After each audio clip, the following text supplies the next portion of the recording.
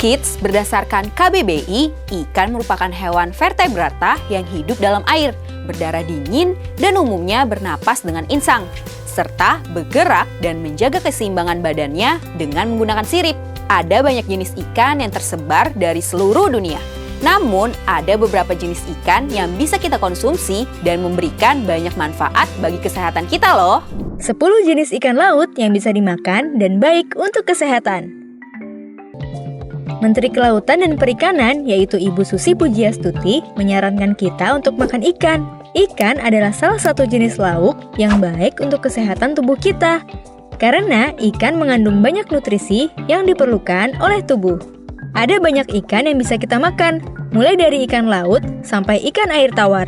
Nah, 10 jenis ikan laut ini enak dimakan dan baik untuk kesehatan kita. Yuk, kita simak. 1. Ikan tuna. Ikan tuna merupakan ikan laut yang sering ditemukan di Indonesia. Ikan ini memiliki daging berwarna merah muda. Beratnya bisa mencapai 350 kg. Banyak menu makanan yang menggunakan ikan tuna sebagai bahan dasarnya. Mulai dari sup, bakso, abon, sampai sushi. 2. Ikan bandeng. Selain ikan tuna, ikan bandeng juga menjadi salah satu ikan yang banyak ditemukan di Indonesia. Ikan bandeng memang banyak dibudidayakan di air tawar. Tapi sebenarnya habitat asli ikan bandeng adalah di laut. Sekitar 3 minggu setelah menetas dari telur, ikan bandeng akan berenang ke rawa dan danau. Setelah dewasa, mereka akan kembali lagi ke laut, lalu bertelur. Ikan bandeng berukuran cukup besar dengan panjang sekitar 25-30 cm. Biasanya ikan ini dimasak dengan cara digoreng, dikukus, dibakar, dan lain-lain. 3. Ikan tongkol. Ikan tongkol juga menjadi salah satu ikan populer di Indonesia. Ikan ini masih satu keluarga dengan ikan tuna. Ukuran panjang tubuhnya bisa mencapai 60-80 cm. Ikan tongkol biasanya dijadikan makanan olahan dengan cara diasap, diasinkan, dikeringkan, dan juga dikalengkan. 4. Ikan cakalang. Ikan cakalang adalah salah satu ikan yang baik untuk kesehatan kita. Itu karena ikan jenis ini kaya akan protein yang dibutuhkan oleh tubuh kita. Ikan cakalang bisa memiliki panjang sampai 1 meter dengan berat 18 kg. Biasanya ikan cakalang dimasak dengan cara diasap, ditumis, diberi bumbu balado, dibuat menjadi abon, dan masih banyak lagi. 5. Ikan teri. Nah, kalau ikan yang satu ini sangat banyak ditemukan di pasar dan supermarket. Ikan ini berukuran kecil dengan panjang hanya 5 cm. Ikan teri bisa dimasak dengan cara digoreng, dicampur dengan nasi liwet, diberi bumbu balado, ditambahkan di atas nasi goreng, dan dibuat menjadi isian nasi bakar. 6. Ikan kembung. Ikan kembung masih satu keluarga dengan ikan tuna, tongkol, dan cakalang. Ikan jenis ini biasanya digunakan sebagai umpan yang digunakan para pemancing.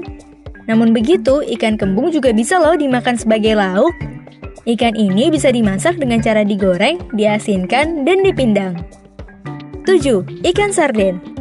Kalau mendengar kata sarden, mungkin teman-teman langsung memikirkan ikan sarden kaleng.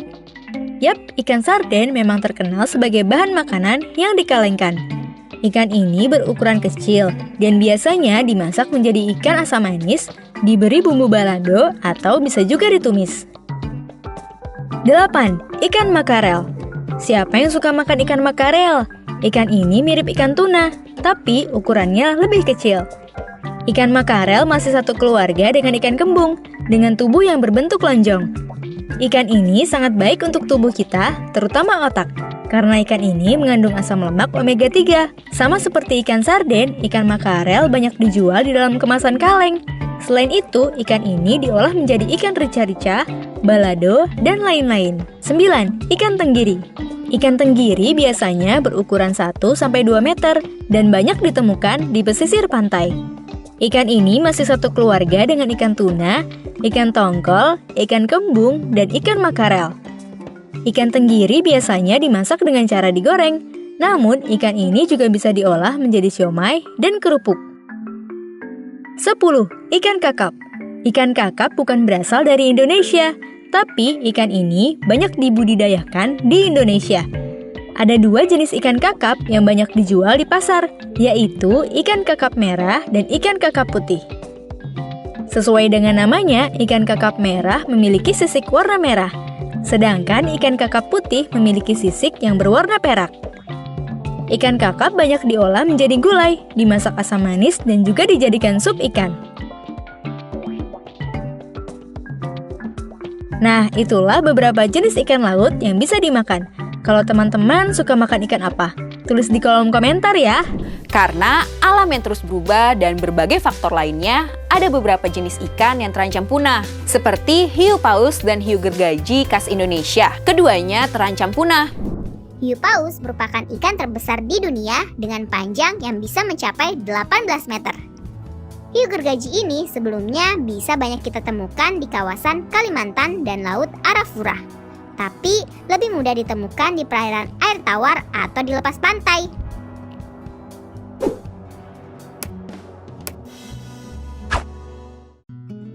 Indonesia terkenal sebagai negara maritim karena dikelilingi perairan yang sangat luas.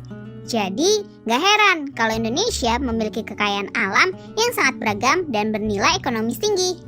Walaupun negara kita sangat kaya, tapi sekarang beberapa jenis ikan laut sudah mulai langka dan hampir punah. Ada berbagai penyebab, diantaranya faktor biologis hingga faktor eksternal seperti penangkapan ikan yang berlebihan. Jadi, sebaiknya mulai sekarang kita mulai menjaga kelestarian biota laut supaya tetap lestari.